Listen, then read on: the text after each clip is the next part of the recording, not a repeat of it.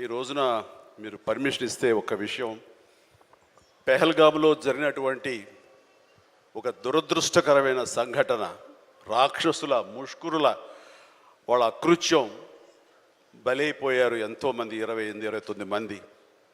ఈ సందర్భంలో మన రాష్ట్రం నుంచి ఒక 2 యువకులు వాళ్ళకి బలైపోయారు.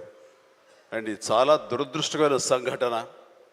అలాంటి బాడీని ఆయన రిసీవ్ చేసుకుని వారి కుటుంబాన్ని పరామర్శిస్తున్నారు. మరో పక్కన ఇక్కడ తెనాలి అనుకుంటా, ఐ హోప్ పవన్ కళ్యాణ్ కావలి వెళ్ళి పవన్ కళ్యాణ్ వెళ్ళి వాళ్ళని పరామర్శిస్తూ వాళ్ళకి మానసిక స్థైర్యాన్ని, ధైర్యాన్ని ఇవ్వడం కోసం తమ వంతు కృషి చేస్తున్నారు.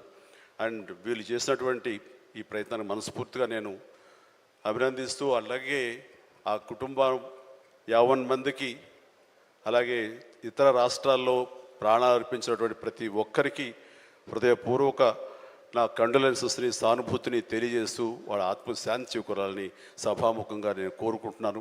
ఇది సందర్భం కాదు తెలియదు, కానీ మనసు కలిచివేస్తుంది. ఇలా మీతో షేర్ చేసుకుంటే కొంచెం ఊరట లభిస్తుందని వారి సమక్షంలో నేను తెలియజేసుకుంటున్నాను.